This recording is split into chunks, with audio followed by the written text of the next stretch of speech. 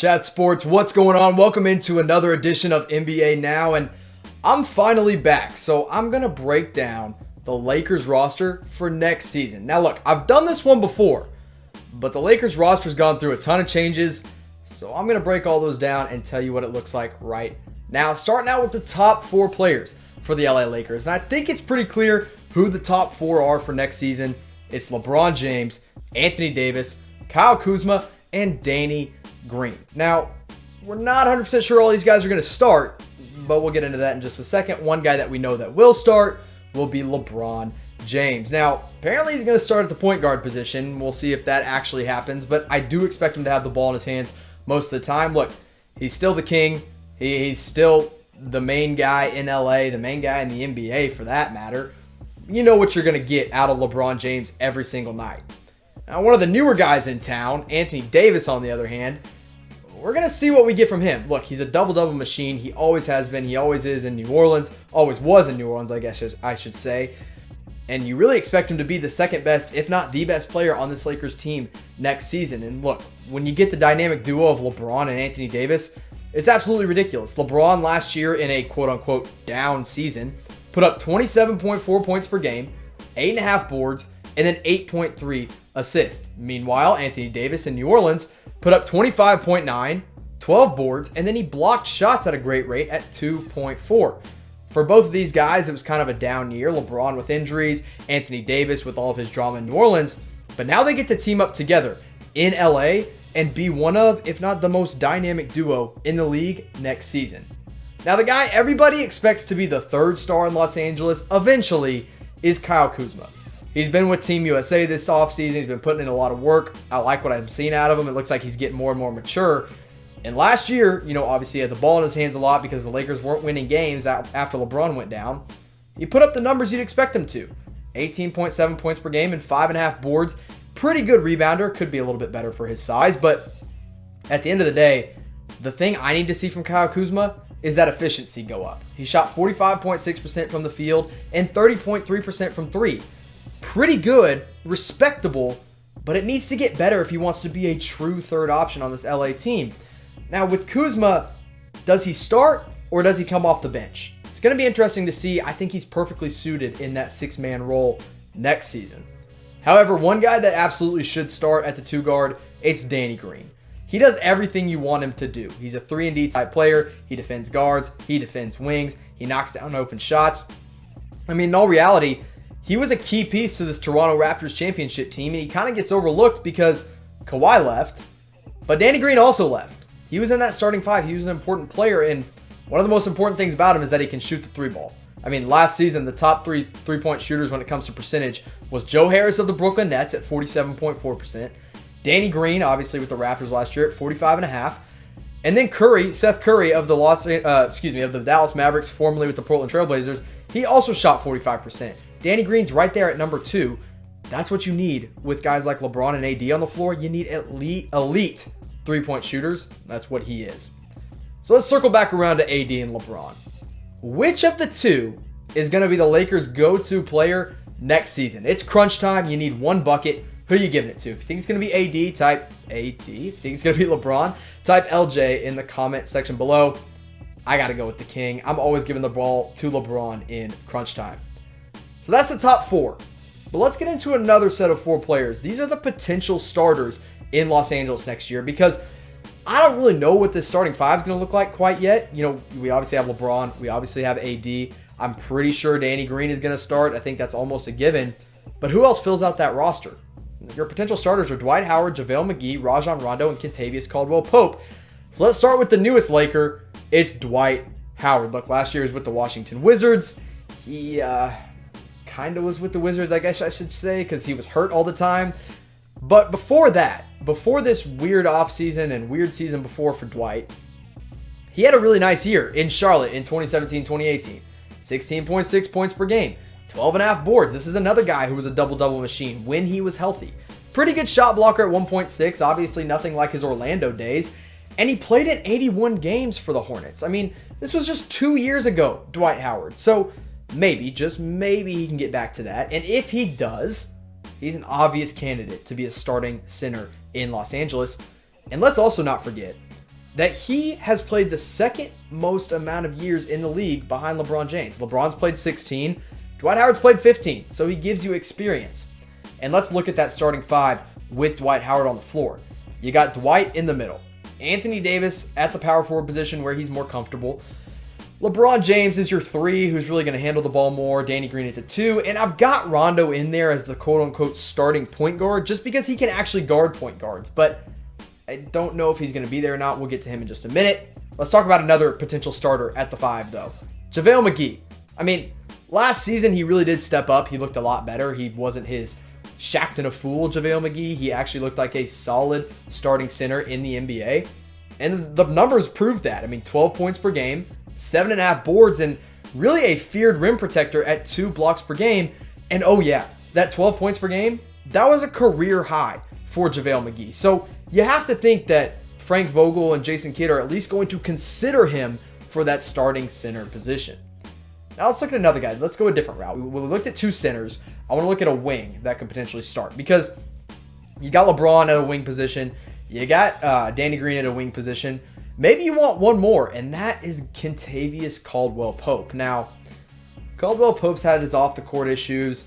He's very inconsistent, but he can guard smaller guards all the way up to smaller 3s, maybe even some bigger small forwards. But defensively is where his bread and butter is, and he should be a better scorer than he is. You know, last year, 11.4 points per game, and then the rest of his numbers aren't pretty. 2.9 rebounds, 1.3 assists. And the three-point percentage at 34.7% just ain't going to cut it. I've always heard it said Kentavious Caldwell-Pope's got one of the prettiest looking shots that you just know isn't going to go in because there's no consistency with his game whatsoever. However, his defensive ability does make him a prime candidate to start some games. Speaking of defensive ability, Rajon Rondo, we got to talk about him, right? You bring him back. He's got the high basketball IQ. He's probably going to be a coach in the league someday. And he can guard small point guards. You don't want LeBron James chasing around the Steph Currys and Damian Lillards of the world. That's what Rondo can do. That's why he makes sense at the starting point guard position. Whatever his role is, it's going to be a big one in LA next season. So look, my ideal starting 5 for this Lakers team is Rondo, Danny Green, LeBron James, Anthony Davis, and one of JaVale McGee or Dwight Howard, whichever one proves himself more. Right now, I lean JaVale McGee because I can trust him a little bit more. But what's your ideal starting 5 for this Lakers team? Let me know in the comment section below. Go point guard, shooting guard, small forward, power forward, and center. All the way down to the bottom. Let me know in the comment section. All right, now let's get into the role players. These are the guys that are going to definitely be coming off the bench. I don't see them starting. Maybe one of them, but we'll get to him in just a second. Now, one guy that I love and I think is being overlooked is Quinn Cook. This was a quality signing for the Los Angeles Lakers. He was with the Golden State Warriors, and you know, if you know Quinn Cook, if you know his story, G League to NBA, back to G League, back to NBA, till he finally got solidified into a role with the Golden State Warriors. Last season, you know, 7 points per game doesn't really jump out to you, but the 3-point percentage at 40.5%, that's impressive. That's what you want from a backup guard. That's what Quinn Cook brings you. I like him a lot. Now, one guy the Lakers signed that people liked more than I did is Avery Bradley. He's not the same Avery Bradley that came into the league from Texas, was supposed to be this defensive stud. He's not that anymore. He's a little out of shape. He can't really score that well. He's got long arms, and that's great, but it's not enough. I think he'll play an important role. Some nights he'll play a lot. Some nights he'll get like 7 to 8 quick minutes. I don't know. I'm not that high on Avery Bradley. Throw all your hate at me if you want to for that. Hater Jimmy's back, but I'm kind of on Avery Bradley there. But one guy I love, and your favorite play, it's your favorite player's favorite player. It's Alex Caruso. I mean, how can you not love the guy? I think he's actually going to be a role player this year. I think he gets consistent minutes at the point guard or 2-guard position a little bit for the LA Lakers. He's a pretty good shooter. He's a sneaky athlete, and of course you got to use the term sneaky athlete when you look at a guy like Alex Caruso. I'm excited to watch him next year. I'm excited to watch him going forward. I liked him coming out of A&M. I like him now in the NBA. We'll see what he becomes for the LA Lakers. So, which player, so these are obviously the role players, the guys that nobody really expects to do too much. Which player is going to surprise the people the most for the LA Lakers next season? For me, I got Quinn Cook. I think people are overlooking that signing. I think he's going to be worth a lot more than people expect. I'm excited to see him on the floor next year for the Los Angeles Lakers. So, Every team's got to fill out the roster somehow. Let's look at the end of the bench guys for the Lakers next year. They brought in 3 guys that I like, but I don't see them getting consistent minutes. Troy Daniels, Jared Dudley, and Talen Horton-Tucker. Let's start with Troy Daniels, because this is the one guy of the 3 that I think could become a consistent role player because he can shoot. And if you can shoot in the league, you can be in the NBA for as long as you want. Example, Kyle Korver. He's been in the league forever. All he does is spot up and shoot threes. Now he didn't used to only do that, but now it's all he does. Troy Daniels could become that. You know, he's not great at a lot of things, but when you need shooting, Troy Daniels is your guy. There's going to be nights where he doesn't play. There's going to be nights where his three ball is falling and he plays 20 minutes that night, but we'll see. Another guy that they signed more for off the court reasons rather than on the court is Jared Dudley. You bring in a veteran leader. Everybody loves him on the bench. He's a big-time locker room guy. Don't really expect to see him getting any primetime minutes unless, of course, you want to see him lock up Ben Simmons once again. But everybody loves Jared Dudley. He's just not going to get any real NBA minutes in meaningful games. And then finally, from a vet to a rookie, Talen Horton-Tucker. Obviously, they drafted him in the 2nd round out of Iowa State. I said it was a steal when it happened. I still believe that. A little on the chunky side, but he's got a ridiculous wingspan. He was one of the youngest players in the draft this year. He's got a lot of time to develop. We'll see how much he actually plays for the Lakers. But maybe he spends more time in the G League. But what do you guys think? Where will Talen Horton-Tucker spend a majority of next season? If you think it's going to be the NBA, type N. If you think it's going to be the G League, type G. I'm going to say G League because I'm not hating. I like him. I'm not hating on him. I want to see him get real minutes. And if you can get game time action, that's way more important than riding the bench in an NBA game. I'll be typing my G for G League. Now let's get into the two-way players. These are the guys that'll spend half the season in the NBA, half the season in the G League. For Kostas Antetokounmpo, though, I think he spends all of next year in the G League. Look, I watched a lot of Kostas last year. I promise, I really did. Like full games, not just little clips. He's not NBA ready. He's super raw. He's coming out of Dayton. He probably shouldn't have come out of college in the first place. He's not his brother. I mean, if that's what you're expecting, you're going to be sorely disappointed because he can't do the things Giannis can. I'm not sure if he ever will, if I'm being frank. But moving on, enough hate on Kostas. Zach Norvell Jr. out of Gonzaga. Now, this kid I like a lot because in college, he was an elite three-point shooter, and he can score the ball. You're just like, hey, Zach, we need a bucket. Okay, he's going to go do that. And if you're a two-way guy trying to make the league, that's what you got to be able to do is be able to score buckets in bunches. That's what he does. So I'd say he'd be the better of the two-way players, but what do you think? Which of the two will be the better one? Type ZN for Zach Norvell Jr., type KA for Kostas Antetokounmpo. Maybe you think I'm an idiot. That's fine. Type KA for Kostas Antetokounmpo. Prove me wrong. So let's look at the rest of this like training camp type roster going into next year. And also one guy that, of course, is on the roster, but isn't really going to be playing. It's DeMarcus Cousins. So the latest on Boogie is that he's being investigated for threatening the mother of his child. I don't want to get too much into that because he's got a lot of other issues going on when it comes to health. He just tore his ACL in a pickup game after tearing his quad in the playoffs after rupturing his Achilles. So DeMarcus Cousins might not ever come back. Like, I genuinely think there's a real chance Boogie does not come back and play a meaningful game in the NBA.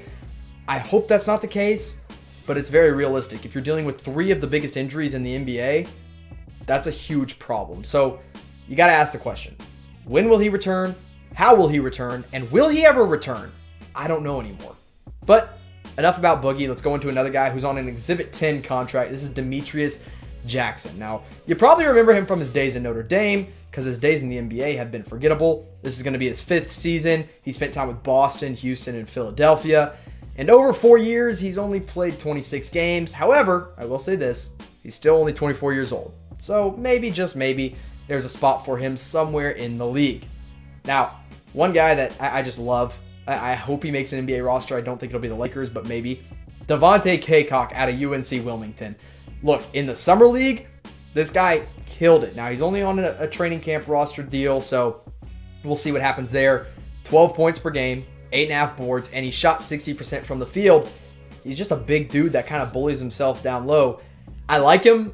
I just don't know where he fits on this Lakers roster. And then finally, when it comes to training camp guys, Jordan Caroline out of Nevada.